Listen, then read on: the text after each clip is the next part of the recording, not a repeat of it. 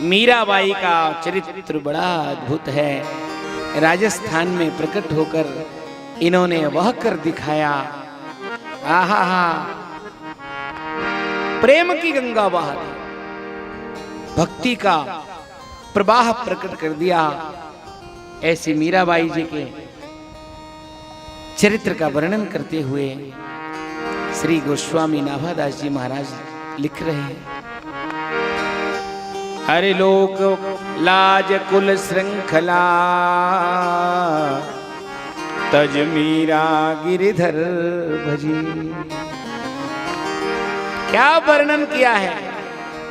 अरे सदृश गोपिका प्रेम, प्रगट कलिजुग ही दिखायो। निरंकुश अति निडर रसिक जस रसना गायो। अरे दुष्टन दोष विचार, मृत्यु को उद्यम कीनो। अरे बारन बाको भयो, गरल अमृत जो पियो। अरे भक्ति निशान बजाई के, काहू ते नाहिन लजी। लोक लाज कुल श्रृंखला, तज मीरा गिरधर भजी। हा हा हा, लोक लाज को त्याग करके, छप्पे का अनुवाद सुना रहा हूं केवल। कुल की श्रृंखला को त्याग कर, परिवार की ममता को त्याग कर, तज मीरा गिरधर भजी। ये सब तज करके मीरा ने गिरधर का भजन किया। एक अर्थ तो यह है, और दूसरा गिरधर भजी माने गिरधर ने मीरा का भजन किया। ऐसा भी टीकाओं में कुछ रसिक भक्तों ने अनुवाद किया है। दुनिया में सबसे ज्यादा कठिन कोई चीज है तो लोक लाज को त्यागना कठिन है। सबसे ज्यादा कठिन क्या है? लोक लाज। लोग क्या कहेंगे, अरे राम मेरे बारे में क्या सोचेंगे, मैं कैसा लग रहा हूं, ये सबसे बड़ा रोग। क्या कहेंगे लोग। लोक लाज को त्यागना बड़ा कठिन है। और ये भी कोई त्याग दे तो परिवार की ममता को त्यागना तो और भी ज्यादा कठिन है। पर नाभादास जी कहते हैं, लोक लाज कुल श्रृंखला, तज मीरा गिरिधर भजी। त्याग दिया। और सबसे बड़ी बात, अरे सदृश गोपिका प्रेम, प्रगट कलिजुग ही दिखायो। गोपिका के सदृश माने समान प्रेम प्रकट करके दिखाया। शास्त्रों में, कहानियों में, कथाओं में तो हमने सुना है, सिद्धांतों में सुना है, ग्रंथों में सुना है, पर अपने जीवन में जीव साक्षात जी करके उस प्रेम को किसी ने दिखाया तो मीरा ने दिखाया। प्रेम पर किताब बहुत है, भक्ति पर ग्रंथ बहुत हैं, पर अपने जीवन में साक्षात उतार करके किसने दिखाया? मीरा जी ने। कैसा प्रेम? अरे सदृश गोपिका प्रेम। गोपी का प्रेम जो था वो द्वापर में हुई। उस जमाने में तो वो प्रेम प्रकट करना सरल था, पर घोर कलिकाल में गोपी प्रेम को दिखाना बड़ा कठिन था। नाभादास जी कहते हैं, सदृश गोपिका प्रेम प्रगट कलिजुग ही दिखायो। और निरंकुश अति निडर रसिक जस रसना गायो। निरंकुश, क्योंकि प्रेम अंकुश में रहता है क्या? निडर, डर भी नहीं होता। जिसको डर लगता है वो भक्त कैसा? जीवन का मोह नहीं, मृत्यु का भय नहीं, निर्भय होता है। इसलिए निरंकुश अति निडर। कोई डर नहीं, न स्वर्ग की इच्छा, न नरक का भय, न सुख की कामना, न दुख का भय, न जीवन की आशा, न मृत्यु का भय। भक्त कहां डरता है? मृत्यु से भी नहीं, नरक से भी नहीं, स्वर्ग की कामना नहीं। इसलिए निरंकुश अति निडर रसिक जस रसना गायो। आहा हा, अपनी वाणी से ऐसा जस प्रभु का गाया है। दुष्ट निर्दोष विचार मृत्यु को उद्यम कियो। दुष्टों ने दोष लगाया, क्योंकि भगवान के ऐसे दिव्य भाव में दोष देखना कलयुग के जीवों का सामान्य स्वभाव है। तो दुष्ट ने दोष विचार मृत्यु को उद्यम कियो, बार न बाको भयो करल अमृत ज्यों पियो। उसका बाल बांका नहीं हुआ, अमृत की तरह विष को पी लिया। भक्ति निशान बजाय के काहू ते नाहिन लजी, लोक लाज कुल श्रृंखला तज मीरा गिरधर भजी। लोक लाज को त्याग करके मीरा ने वह भक्ति दिखाई महाराज, हा क्या वर्णन करें। वास्तव में तो ये गोपी ही थी, द्वापर में गोपी बनकर प्रगटी।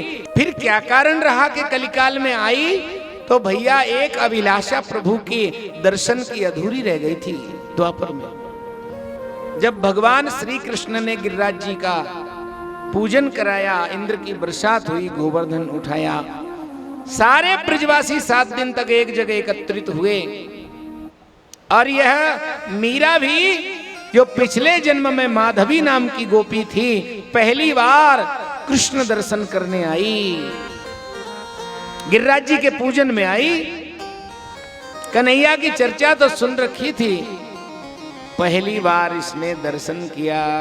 आहा, दर्शन किया भगवान के श्री विग्रह का। वैसे तो भगवान सर्वगुण संपन्न समस्त शोभा के धाम हैं, भगवान के सभी स्वरूपों में अनंत सौंदर्य माधुर्य होता है, पर कृष्ण रूप में जो रूप माधुरी है, वैसी भगवान के किसी रूप में और अन्यत्र नहीं होती। नारायण रूप से भी अधिक सौंदर्य और माधुर्य भगवान के कृष्ण रूप में प्रकट हुआ है। क्यों? वहां चतुर्भुज है, यहाँ द्विभुज है। 3 माधुरी ज्यादा है कृष्ण रूप में, एक रूप माधुरी, एक वेणु माधुरी, एक लीला माधुरी। नारायण रूप में बंसी नहीं बजा सकते और लीला भी नहीं कर सकते, इसलिए भैया श्री कृष्ण का दर्शन एक बार किया और महाराज भाव विभोर हो गई। पर लोकलाज थी, लोकलाज होती है कि नहीं संसार में, कुल की मर्यादा, सासू जी साथ में, ससुर जी साथ में, जेठ जी, जिठानी जी, ये लोकलाज के भय के कारण वह गोपिका ठाकुर जी का निर्बाध नेत्रों से, अपलक नेत्रों से जी भर के दर्शन नहीं कर सकी और उसी क्षण वरदान मांगा उसने। उस समय गिरिराज जी साक्षात प्रकट हुए और सभी ब्रजवासियों से कहा, वरदान मांगो ब्रजवासियों। तो इस गोपी ने क्या मांगा कि इस जीवन में तो लोकलाज के इतने बंधन हैं कि मैं भगवान का निरावृत दर्शन नहीं कर सकती, सांसारिक मर्यादाएं मेरे जीवन में हैं। हे गिरिराज गोवर्धन बाबा, मुझे धरती पे जन्म देना और ऐसा जन्म देना कि मैं सारे बंधन तोड़ करके भगवान की भक्ति में रम जाऊं।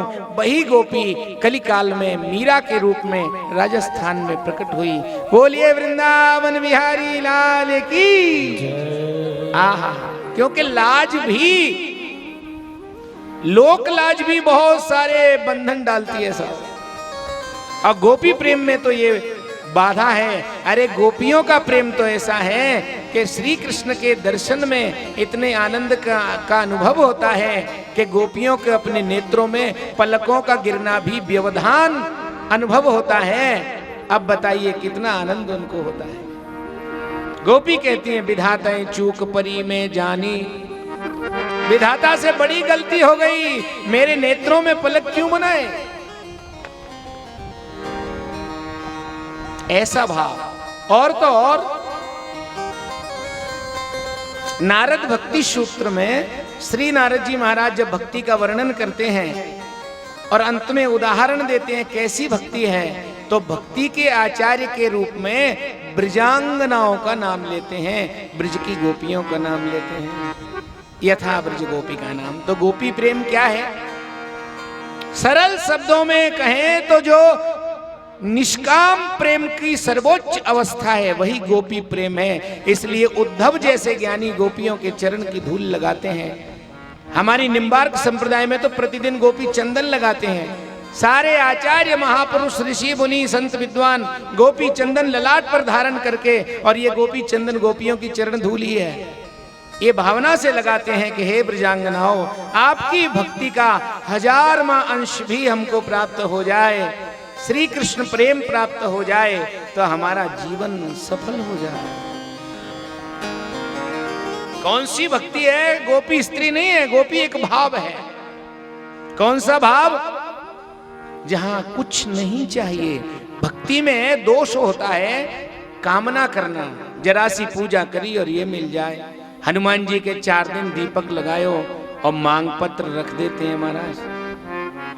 क्या चाहिए? हम मांग क्या रहे हैं? संसार की नाशवान वस्तुएं। अरे मोक्ष की भी कामना भक्ति में बाधक है। मोक्ष भी न हो, बार बार जन्म हो, चाहे मानव शरीर में हो, स्त्री पुरुष हो, चाहे पशु पक्षी बनो, पर हे नाथ मेरा मन मयूर आपके प्रेम में नृत्य करता रहे, मेरा मन भ्रमर बनकर आपके चरण कमल का रसास्वादन करता रहे। यह है विशुद्ध प्रेम। एक छोटी सी कहानी सुनाऊं आपको। एक बार भगवान की पटरानियां द्वारिका में गोपियों की प्रशंसा सुन करके चकित हो गई। ये ब्रज की अनपढ़ गोपियां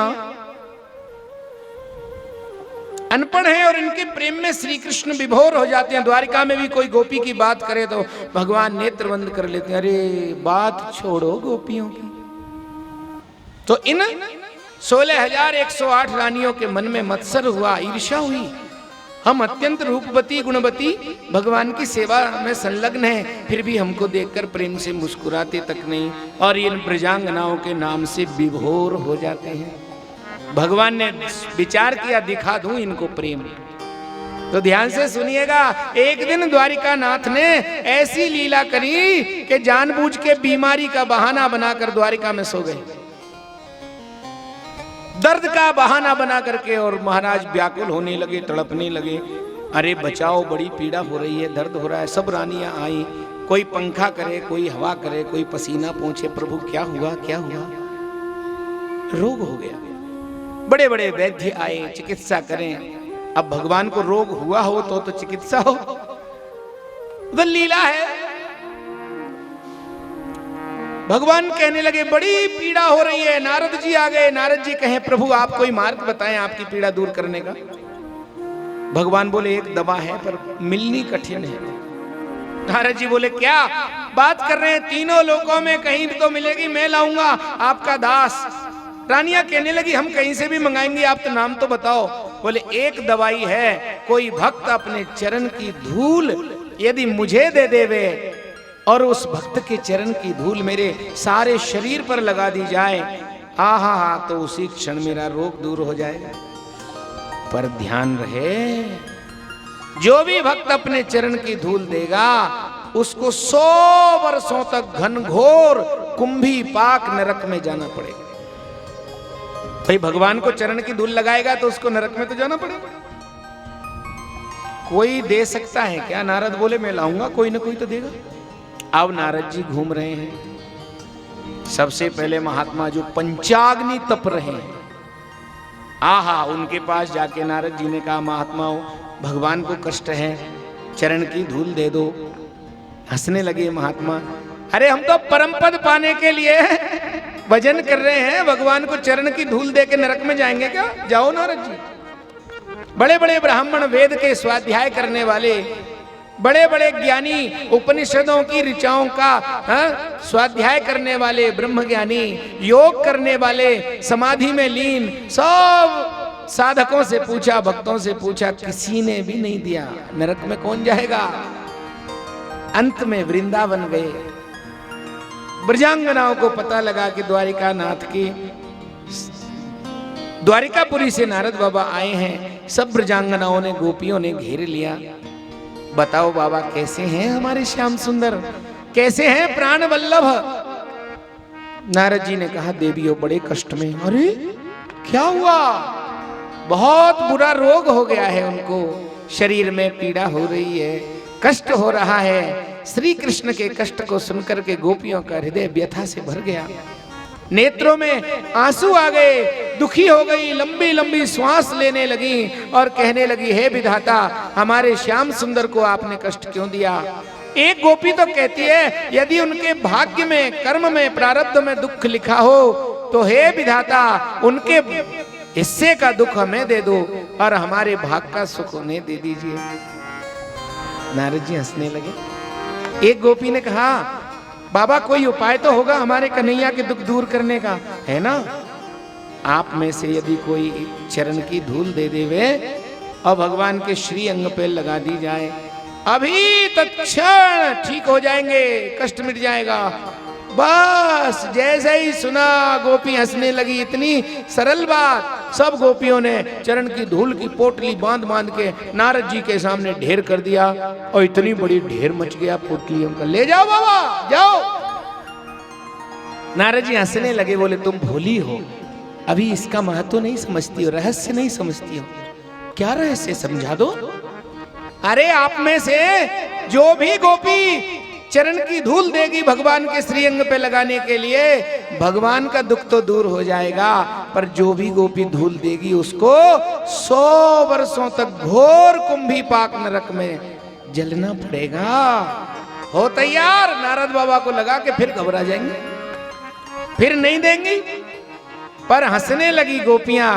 गोपियों ने कहा, बाबा आप हमारे प्रेम को नहीं जानते, हमारे जीवन का उद्देश्य तो अपना सर्वस्व अर्पण करके भगवान को सुख देना है, कुछ लेना थोड़ी है। गोपी कहती है, ओ नारद बाबा, आप 100 वर्ष की बात करते हो, यदि हमारे प्रभु को सुख मिले तो 1000 वर्षों तक हम नरक में जाने को तैयार हैं, लाख वर्षों तक नरक में पड़े रहने के लिए तैयार हैं। यदि हमारी किसी चेष्टा से हमारे प्राण वल्लभ नंद नंदन को सुख मिले तो ये है गोपी प्रेम।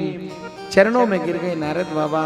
ठाकुर जी ने कहा, देख लिया गोपी प्रेम, ये विशुद्ध प्रेम है। और ये कथाओं में तो हम सुनते हैं, द्वापर में गोपियों ने दिखाया, लेकिन नाभादास जी लिख रहे हैं, हरि सदृश गोपिका प्रेम प्रकट कल युग ही दिखायो।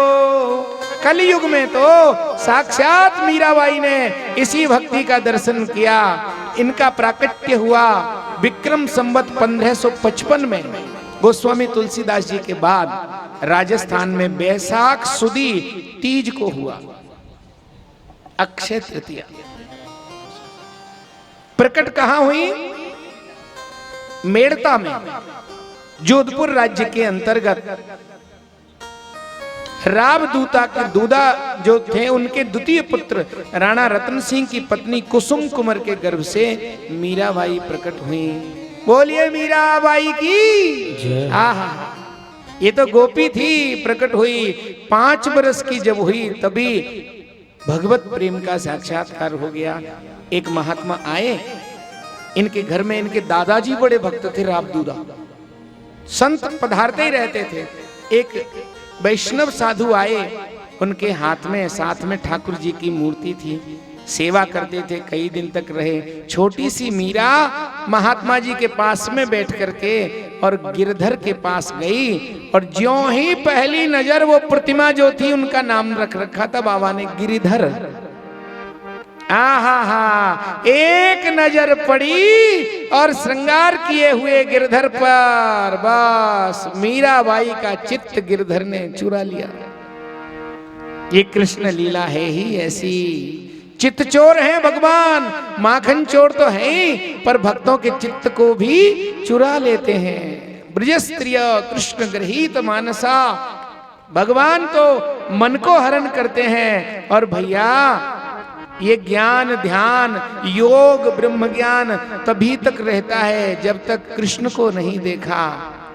ये भक्त कहते हैं महाराज, अरे चाहे तू योग करे, भ्रकुटी मध्य ध्यान धरे, चाहे नाम रूप मिथ्या जान के निहार ले, निर्गुण निर्भय निराकार ज्योति व्याप रही, ऐसो तत्व ज्ञान निज मन में तू धार ले। नारायण अपने को आप ही बखान कर, मोते वह भिन्न नहीं या विधि पुकार ले, जो लो तोहि नंद को कुमार नाही दीख पर्यो, तो लो भले बैठ के तू ब्रह्म को विचार ले। जब तक नंद नंदन नहीं दिखा तब तक ब्रह्म ज्ञान की बात कर ले भैया। मधुसूदन सरस्वती जी सबसे बड़े ब्रह्मज्ञानी काशी के जब गए वृंदावन में और पहली बार नंदनंदन का दर्शन किया, आहा हा कृष्णात् परम किमपि तत्त्वमहं न जाने, भूल गए परम तत्व को बंशी विभूषित करा नवनीरदाभार। बस मुरलीधर का दर्शन किया। आज गिरधर को देखते ही मीरा ने प्राण हार गई और बाबा के चरणों में गिर गई। बाबा ये गिरधर मुझे दे जाओ। ना ना बेटी तू क्या करेगी गिरधर का, मेरे मन को भा गए हैं बाबा। बाबा ने मना कर दिया। मीरा आंखों से आंसू बहा रही है, 5 बरस की मीरा। बाबा ये गिरधर दे जाओ, मैं भी सेवा करूंगी, मेरा मन इनको छोड़ने का नहीं कर रहा है। अरे बाबा ने कहा बेटी ये थोड़ी दे दूंगा, ये तो मेरे प्राण धन है। रात्रि व्यतीत हुई, सवेरे महात्मा जी जाएंगे, गिरधर को ले जाएंगे। इस आशंका से मीरा का मन टूट रहा था। रात्रि में निद्रा नहीं आ रही थी। उसी समय रात में गिरधर ने उस महात्मा को सपना दिया। महात्मा से कहा बाबा हाँ मैं भी मीरा को छोड़ के जाना नहीं चाहता, मुझे सौंप दो। बाबा खड़े हो गए, बड़े निर्दयी बनते हो, मैं इतने वर्षों से सेवा कर रहा हूँ, मेरा संग अच्छा नहीं लगता। अब वो 5 बरस की बालिका पहली बार आज मिली है और मुझे छोड़कर उसके साथ रहना चाहते हो। नहीं नहीं बाबा वो गोपी है, द्वापर की उसकी तपस्या है। सवेरा हुआ, मीरा जी को बुलाया। बेटी मीरा तू गिरधर लेना चाहती है क्या? हाँ ले गिरधर, ये भी तेरे पास आना चाहते हैं, दे दी। अपनी चुनरी की ओढ़नी के झोली में भर के हृदय से चिपका करके भागी और ऐसा लगा मीरा को निधि मिल गई हो, मृतक शरीर में प्राण आ गए हो। आनंद हो गया और उछलती कूदती दुनिया का सबसे बड़ा खजाना और धन संपत्ति मिल गई हो। गिरधर को लेकर गई और विराजमान कर दिया। अब तो बड़े प्रेम से सेवा चल रही है। आहा उछलती कूदती थी, माँ बाप को लगा 5 बरस की बच्ची है, अभी खिलौने की तरह मान रही, गुड्डा गुड़िया समझ रही। एक दिन एक बारात जा रही थी। माँ ये मीरा जी भी महल की छत पे बैठी थी। बारात आती है तो देखने का एक स्वभाव रहता है। हाँ सब लोग अड़ोसी पड़ोसी सब देखते हैं दूल्हे कैसा है। अब मीरा जी ने पूछा मैया ये क्या जा रहा है? बोले बारात। ये घोड़े पर कौन जा रहा है? तो उस गांव के नगर सेठ की बेटी का विवाह था तो बारात आ रही थी दूल्हे। तो बोले उसका ये बींद जा रहा है। वहीं की भाषा में कहा दूल्हे है ये बर है। तो बोली वाली 5 बरस की मीरा ने कहा तो मेरा बींद कहाँ है? अरे अब मैया कैसे समझाती कि तू बड़ी होगी तो विवाह होगा। अब मैया ने ऐसे ही कह दिया वो जो गिरधर है ना, हाँ हाँ वो ही तेरा बींद है। आहा माँ ने तो परिहास में कहा, पर मीरा प्रसन्न हो गई। वो गिरधर मेरा बींद है, मैं तो अभी तक जान नहीं पाई थी। भाग करके गई और गिरधर के पास हाथ जोड़ करके बोली मुझे क्या पता, माता ने बताया आप मेरे बींद हो। पति भाव उसी क्षण उसके हृदय में समाहित हो गया। कहने लगी मैं तो ध्यान ही नहीं करती थी, आपके सामने पर्दा भी नहीं करती थी, कोई किसी प्रकार का भाव नहीं था, पर मैया ने बताया आप मेरे बींद हो। उसी दिन मीरा ने गाया मेरे तो गिरधर गोपाल दूसरो न कोई, जाके सिर मोर मुकुट मेरो पति सोई। आहा पति भाव में भावित हो गई, नाचती रहती थी और कीर्तन करती रहती थी। फिर उसी समय रैदास जी पधारे काशी से और गुरु दीक्षा हो गई। 2 दिन गुरु के साथ बिताया, बस गुरु सत्संग में सब कुछ पा लिया मीरा जी ने। गुरु दीक्षा जिस दिन हुई उस दिन राम मंत्र मिला। ये भी सुन लीजिए, भक्तों के मन में भेद होता है, राम कृष्ण शिव गणेश देवी। हाँ हाँ हाँ भेद नहीं है। मंत्र कौन सा लिया मीरा ने? राम नाम। वो कहती है पायो जी मैंने राम रतन धन पायो। पायो जी मैंने राम रतन धन पायो। पायो जी मैंने राम रतन धन पायो। पायो जी मैंने राम रतन धन पायो। राम रतन धन कृष्ण रतन धन। राम रतन धन कृष्ण रतन धन। राम रतन धन कृष्ण रतन धन। राम रतन धन कृष्ण रतन धन। पायो जी मैंने राम रतन धन पायो। पायो जी मैंने राम रतन धन पायो। आहा, ये कह सकती थी कि कृष्ण रतन धन पायो, पर गुरुजी ने तो यही दिया था, राम मंत्र। तो कह दिया वस्तु अमोलक दी मेरे सतगुरु, कृपा कर अपनायो। पायो जी मैंने राम रतन। दीक्षा हो गई, बड़ी हुई, नाचती थी, गाती थी, गिरधर के श्रृंगार में आहा हा डूब जाती थी प्रभु के कीर्तन में। नेत्र से आंसू बहता था, रोमांच होता था। घर वाले परेशान, पर दादाजी बड़े प्रसन्न होते थे। मेरी बेटी, मेरे कुल में ऐसी बेटी पैदा हुई है कि मेरी पीढ़ियों का उद्धार कर देगी। वे बड़े भक्त थे। भगवान ने कृपा करके ऐसा लगता है कोई गोपी भेजी है। दादाजी का स्वर्गवास हुआ। अब सगाई की चर्चा चलने लगी, कहां विवाह करें।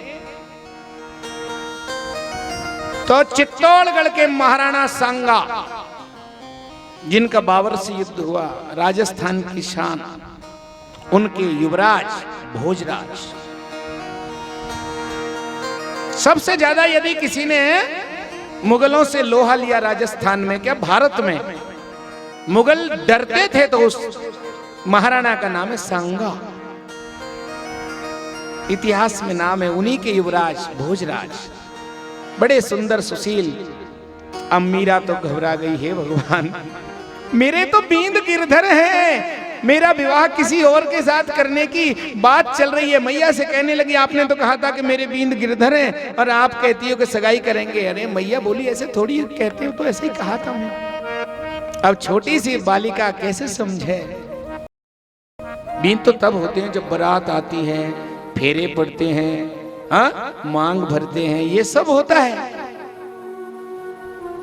तुम्हारा ऐसा कुछ नहीं हुआ इसलिए विवाह करें। रो रही है मीरा।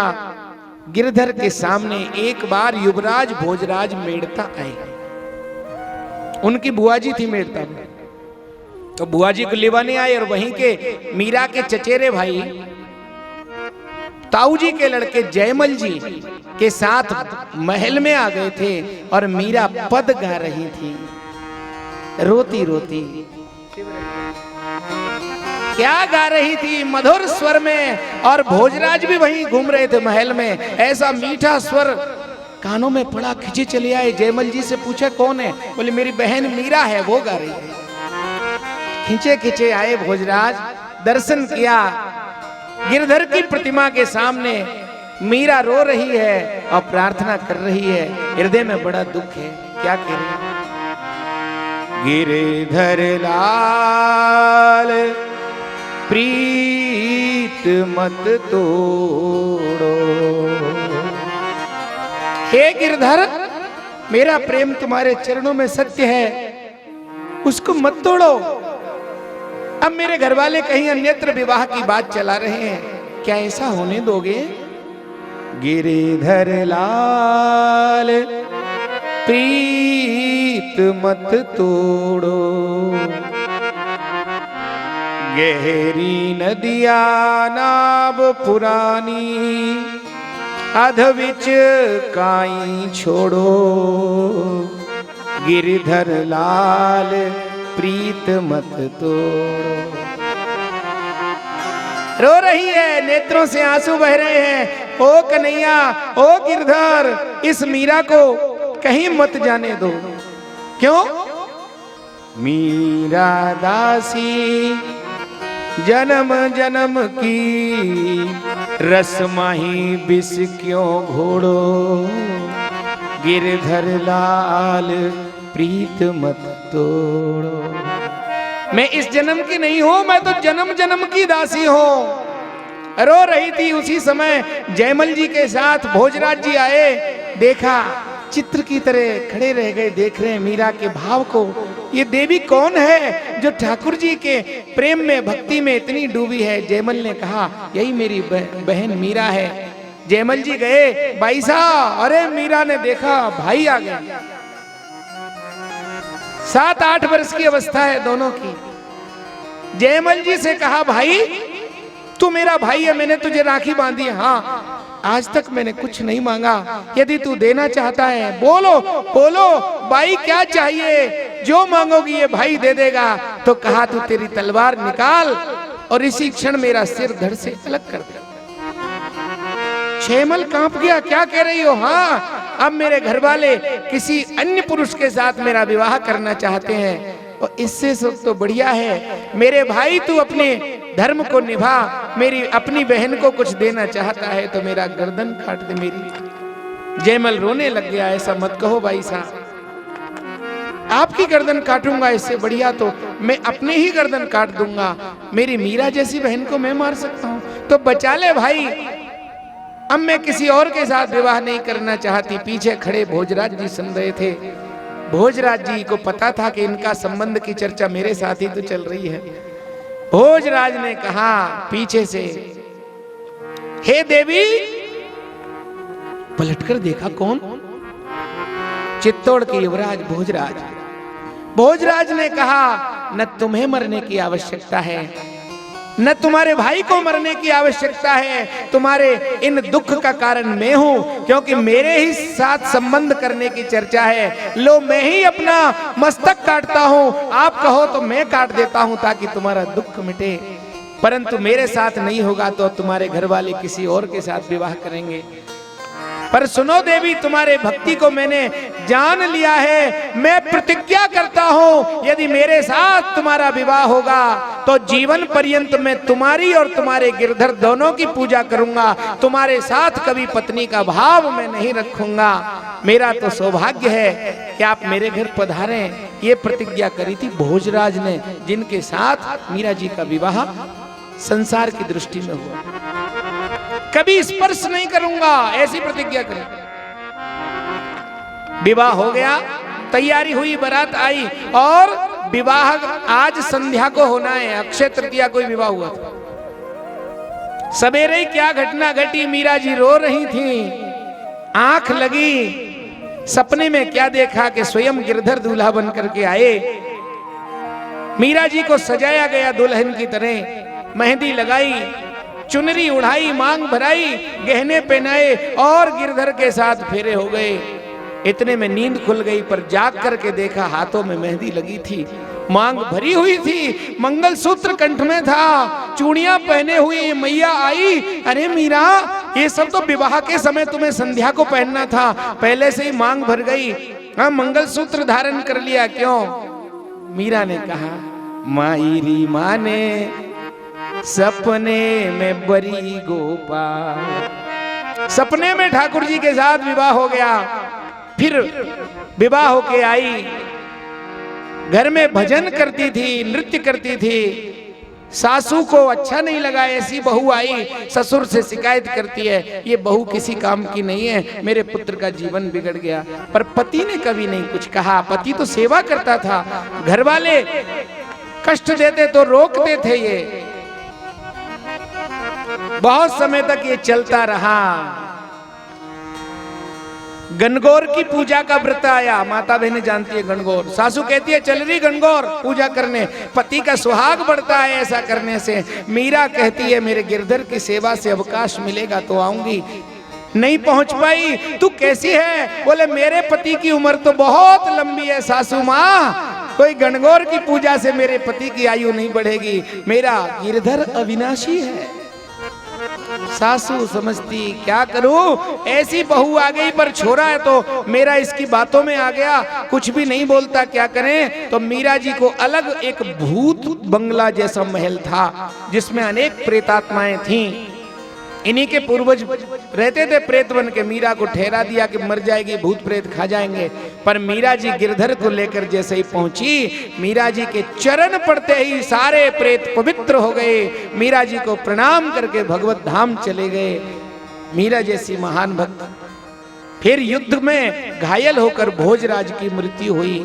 अब तो मीरा के ऊपर अत्याचार बढ़ गया।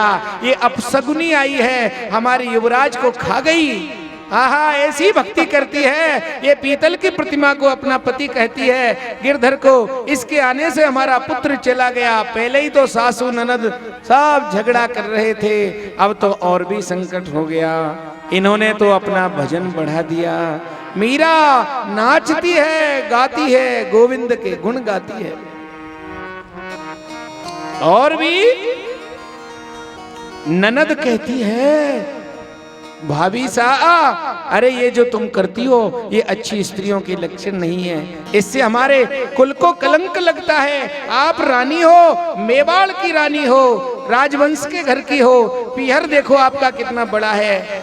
पर ननद क्या जाने कि मीरा कौन है। वो तो नृत्य करती रहती है, भजन करती रहती है। लोगों ने कहा क्या करती है, अकेली गिरधर के साथ बातचीत करती रहती है। क्या कहती है, औरों के पिया परदेश बसत है, लिख लिख भेजे पाती, मेरा पिया मेरे हृदय बसत है, रोल करूं दिन राती।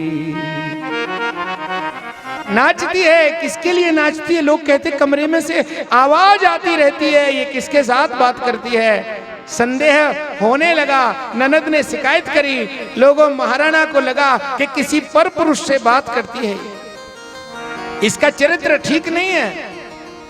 एक दिन तलवार लेकर के आया ये राणा विक्रम। देखा तो आवाज आ रही थी हंसने की, कमरे से खिलखिला करके अपने गिरधर से बातें कर रही थी मीरा। प्रतिमा से भी भक्त बात करते हैं। हालांकि मीरा की एक दासी थी वीणा, कभी कभी भगवान से बातें करती। मीरा को देख करके दासी कहती, बाईसा, ओ बाईसा, थे घना देर तक ठाकुर जी सु बात्या करो, ये गिरधर लाल कभी थासु बोलियो का, ये बोले क्या। तो मीरा रो करके कहती, अभी तो नहीं बोले हैं मीणा, पर मुझे पूरा भरोसा है एक दिन आएगा कि ये गिरधर इस दासी मीरा से बोलेगा। आनंद हुआ। महाराणा आए विक्रम, और ये तो हंस रही थी कमरे में से, नाचने की हंसने की आवाज आ रही थी। ठाकुर जी के संग चौपड़ खेल रही है मीरा जी। चौपड़ खेलूं पीऊ संग, बाजी राखूं जीव, हारूं तो मैं पीब की, जीतूं तो मम पी। लोगों ने कहा मतवाली है, ये पीती तो नहीं है, कुछ ऐसी मदिरा डाला। राज वैद्य उठ करके खड़े हो गए, स्वस्थ होकर के चले गए। ये चमत्कार लोगों ने देखा। फिर से मारने का जतन हुआ। अब की बार कहा कि भाई जहर तो नकली असली भी हो सकता है, पर साक्षात विषैले नाग भेजो। पिटारी में बंद करके और भेजा और कहा सालिग्राम है मीराबाई, गंडकी के काले काले सालिग्राम। और इसने जैसे ही पिटारी खोली, उनको लगा के सर्प फुफकारते उठेंगे। एक नाग आया और गले में लिपट गया, पुष्प का हार बन गया। और दूसरा नाग जो पिटारी में था वो बड़ा सा सालिग्राम बन गया। कोई आश्चर्य की बात नहीं है भैया। गरल सुधा रिपु करे मिताई, गोपद सिंधु अनल सितलाई। भगवान की कृपा हो तो विष अमृत हो जाता है, अग्नि शीतल चंदन बन जाती है, शत्रु मित्र हो जाते हैं। ये सब किसके लिए होता है? राम कृपा कर चितवा जाही। प्रभु कृपा करके से देख लेते हैं तो फिर विष अमृत हो जाता है। खूब जतन किया मारने का, आखिर में अब रहना असहनीय हो गया। मीरा से कहा दासियों ने, चलो बाई साहब पीहर चलते हैं, अब इस ससुराल में नहीं रहना। मीरा बोली, डोली में बैठकर आई हूं, पीहर में रहना मर्यादा नहीं है, तो घर छोड़ के जाती हूँ। उसी समय गोस्वामी तुलसीदास जी के लिए पत्र लिखा और पूछा, बताइए बाबा मेरे लिए क्या आज्ञा है, कुल धर्म मानूं के भक्ति धर्म। प्रसिद्ध पद लिखकर उत्तर में गोस्वामी जी ने दे दिया, प्रियन राम वेदेहि जाके, प्रियन राम वेदेहि। ओ प्रियन राम वेदेहि जाके, प्रियन राम वेदेहि। तजिए ताहे कोटि बैरी सम,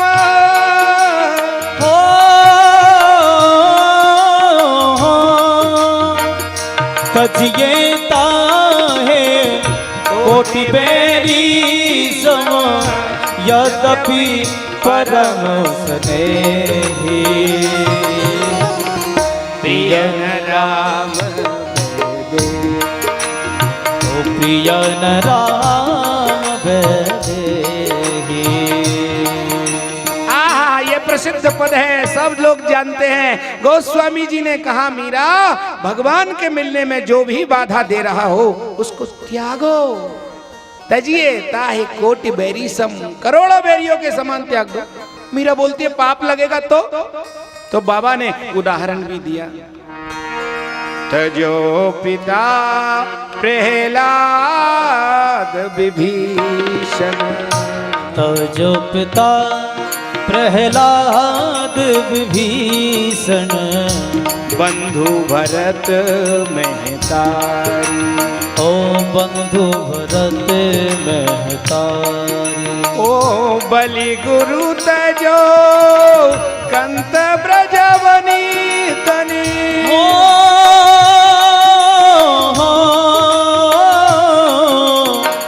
बलि गुरु तजो कंति ब्रजवन तन, भय मुद मंगलकारी। प्रियन राम वेदेहि। हरि बोल। ओ प्रियन राम वेदेहि। क्या उदाहरण दिया, तजो पिता प्रहलाद, पिता की आज्ञा मानना धर्म है, पर प्रहलाद ने हिरण्यकशिपु की आज्ञा नहीं मानी। विभीषण बंधु, अरे विपत्ति में भाई की सहायता करना धर्म है, पर विभीषण ने बंधु माने रावण का त्याग कर दिया। भरत महतारी, मां का त्याग तो कोई नहीं करता, पर भरत ने राम विरोधिनी जब देखा, वनगमन का कारण देखा, तो भरत ने त्याग दिया। कभी जीवन में मां नहीं कहा, कैकेयी तरसती रह गई भरत के मुख से मां शब्द सुनने के। जब राम जी ने कहा कि एक बार मां कह दो, तो भरत ने कहा, प्रभु अग्नि में जलने की आज्ञा दोगे तो जल जाऊंगा, विष पीने की आज्ञा दोगे तो पी लूंगा, पर कैकेयी के विषय में मत कहना। मैं कैकेयी को मां नहीं कह सकता। कैकेयी जब लग जीवित रही तब लग मासों कबहू भरत ने मुंह भर मां न कही। तो भरत महतारी बलि गुरु तजो कंथ ब्रज बनितने, बलि ने गुरु त्याग दिया, ब्रजांगनाओं ने पति पुत्र सब कुछ त्यागा, फिर भी भय मुद मंगलकारी। इसलिए प्रियन राम वेदेहि जाके, प्रियन राम वेदेहि, तजिए ताहि कोटि बैरी सम। छोड़ दो, तुलसीदास जी की आज्ञा पाई और मीरा छोड़कर चित्तौड़ चली गई। कहाँ? वृंदावन में। वृंदावन में बड़ा आनंद आया। जीव गोस्वामी जी से मिली, जो चैतन्य महाप्रभु के शिष्य आए, बड़े महान भक्त हुए जीव गोस्वामी, जिन्होंने जिनकी टीकाएं हैं, ग्रंथ लिखे हैं। उनका संकल्प था स्त्री का मुख नहीं देखते थे। ब्रह्मचारी मीरा जी मिलने गई, जीव गोस्वामी जी से मिलना है। सेवक ने कहा कह दो मीरा से मैं स्त्री मुख नहीं देखता, मेरा ये व्रत है, स्त्रियों से नहीं मिलता। मीरा ने के जाकर सेवक ने कहा हमारे गुरुजी स्त्री मुख नहीं देखते गोस्वामी जी। उन्होंने कहा ठीक है, एक प्रश्न और है, जरा जाके मेरी बात कह दो गुरुजी से। मैंने तो सुना था कि वृंदावन में एक ही पुरुष श्री कृष्ण है, बाकी सब गोपी हैं, आपके गुरुजी दूसरे पुरुष कहां से आ गए, उनका नाम पूछा।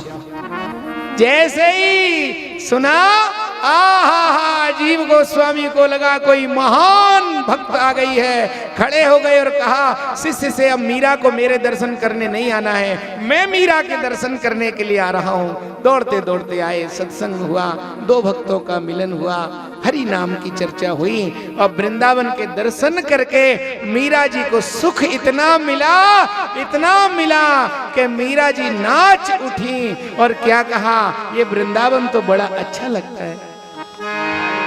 अलीरी मोह लागे वृंदावन नीको, मोहे लागे वृंदावन नीको, अलीरी मोह लागे वृंदावन नीको, अलीरी मोहे लागे वृंदावन। हरि बोल।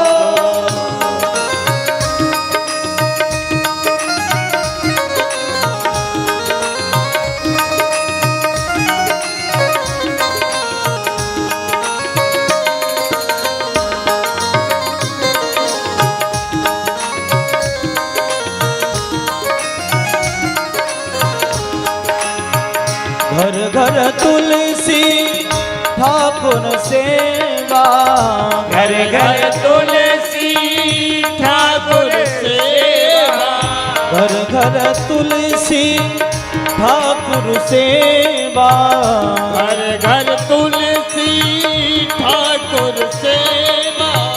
दर्शन गोविंद जी को अलीरी मोह लागे वृंदावन नीको, अली मोहे लागे वृंदावन। हरि बोल।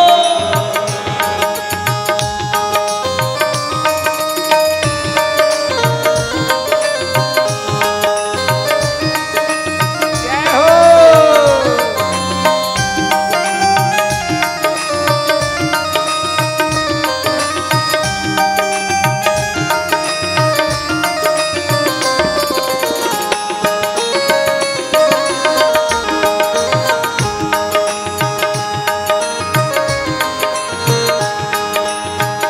कुंजन कुंजन फिरत राधिका, कुंजन कुंजन फिरत राधिका, कुंजन कुंजन फिरत राधिका, कुंजन कुंजन फिरत राधिका। सौद सुनत मुरली को, सौद सुनत मुरली को अलीरी मोहे लागे वृंदावन नीको, अलीरी मोहे लागे वृंदावन नीको। बोलिए वृंदावन बिहारी लाल की। वृंदावन में रही, पर वृंदावन की उपासना नहीं थी मीरा जी की, उपासना तो द्वारिका की थी, क्योंकि वह तो गिरधर की रानी बन गई थी। और पटरानी कहाँ रहती हैं? द्वारिका में ही ना, वहां तो गोपी रहती हैं। और फिर वृंदावन से आ गई द्वारिका में, और द्वारिकाधीश के ही चरणों में रहती हैं, रोती रहती हैं, वियोग में विभल रहती हैं। कोई ब्राह्मण मिले, ज्योतिषी मिले, बस चरणों में गिर के कहती है बता दो मेरे श्याम इस दासी को कब स्वीकार करेंगे। सिर मुड़ा लिया द्वारिका में जाकर के मीरा जी। अरे महाराजू ना जोशी राम जी मिलन कद होसी। ये कहती है बताओ महाराज मेरे ठाकुर जी कब मिलेंगे, इस दासी को स्वीकार कब करेंगे। इस विरह में डूबी है, उधर चित्तौड़ में अकाल पड़ गया, चित्तौड़ दुर्ग महाराणा के हाथ से निकल गया। उदयपुर में जाके रहना पड़ा। हाहाकार मच गया। राणा ने ब्राह्मणों से पूछा, बोले आपने संत का अपराध किया, मीरा जी के सताए जाने के कारण यह अकाल पड़ा है, क्षमा मांगी, लोगों को पहुंचाया, द्वारिका से लौट आओ मीरा जी, राजस्थान की धरती में आपका आदर होगा, सत्कार होगा, हम अपने अपराधों के लिए क्षमा प्रार्थी हैं। पर मीरा तो गिरधर की शरण में है, संसार के नाते रिश्ते भूल गई, नहीं आई। आखिर में वहां के राज पुरोहित को भेजा, ब्राह्मणों को भेजा कि आप मनाएंगे तो मान जाएंगे। और संग में कौन गए? जयमल जी के पुत्र गए, 2 भतीजे मीरा जी के, मना के लाओ। 66 वर्ष की हो गई थी मीरा जी। और तो और राणा रतन सिंह के पुत्र स्वयं महाराणा प्रताप भी छोटे से मीरा जी को मनाने द्वारिका में गए थे। कौन कौन गए?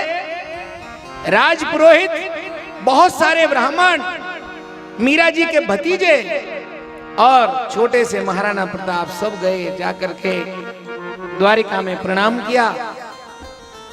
चलिए, नहीं नहीं, मैं तो गिरधर की दासी द्वारिका नाथ की शरण में रहूंगी, अब कहीं नहीं जाती। ब्राह्मणों ने कहा, हम अन्न ग्रहण नहीं करेंगे, कई दिन हो गए भूखे ब्राह्मण बैठे हैं, क्यों हट पकड़ते हो, मैं नहीं जा सकती। अरे वहां अकाल पड़ा है। तो मीरा ने कहा, मैं आशीर्वाद देती हूं, कल से ही राजस्थान में खूब वर्षा होगी, अन्न धन होगा, मेरे मन में किसी के प्रति दुर्भाव नहीं है, कोई शाप नहीं दिया, जाओ, सारा राजस्थान का भला हो, भारत का भला हो। मीरा कहने लगी, पर अब नहीं जाऊंगी। बार बार आग्रह किया। मीरा समझ गई कि ये लोग मेरे व्यवधान करने आए हैं। आखिरकार मीरा चलकर द्वारिकाधीश के मंदिर में पहुंची और वहां जाकर के पहले तो द्वार पे कीर्तन करती रही, पर आज उसके हृदय में तूफान उठ गया। हे गिरधर, कितना तरसाओगे, कितना तड़पाओगे, कितनी और परीक्षा देना बाकी है, अब तो इस दासी को स्वीकार कर लो नाथ, अब मैं संसार में लौटना नहीं चाहती। और ऐसा आवेश आया मीरा को कि मंदिर के भीतर गर्भगृह में चली गई। द्वारिका नाथ से कहने लगी, और भी परीक्षा बाकी है क्या? अब तो स्वीकार करो, अंगीकार करो इस दासी को, अब मेरे लिए निर्दयी मत बनो, ये लोग मुझे लेने आ गए, फिर कोई और आएगा, अब मैं कहीं नहीं जाना चाहती, अब तो मेरे नाते को निभा दो, इस प्रीत को सांची कर दो, कह दो कि मैं आपकी ही हूं। अरे महाराज, जैसे ही पूछा, द्वारिकाधीश की प्रतिमा में से 2 भुजाएं निकल करके आईं और मीरा से कहा, आओ मीरा, मैं तुम्हें स्वीकार करता हूं। और द्वारिका नाथ ने भुजाओं में भरकर हृदय से लगा लिया और बहुत देर तक मंदिर में कोई नहीं था, हृदय से लगाया। पुजारी भागे मीरा जी को पकड़ने के लिए, पर जैसे ही भागे तब तक वहां मीरा नहीं थी। मीरा सशरीर द्वारिका नाथ के श्री विग्रह में समा गई। शरीर मिला ही नहीं मंदिर में, ढूंढा चारों तरफ, केवल चुनरी का छोर जरा सा था और द्वारिका नाथ के पीतांबर से ग्रंथि बंधन हो रखा था। गठजोड़ हो गया। मेवाड़ लौट करके आए तो उस चुनरी के छोर को ही लेकर के आए बंधुओं। इस प्रकार मीरा जी का यह पावन चरित्र, वह द्वापर की गोपी कलिकाल में जगत को पवित्र करने के लिए राजस्थान की धरती पर प्रकट हुई। उनका यह मंगल यश जो गाते हैं और सुनते हैं, उनके सारे अमंगल दूर हो जाते हैं।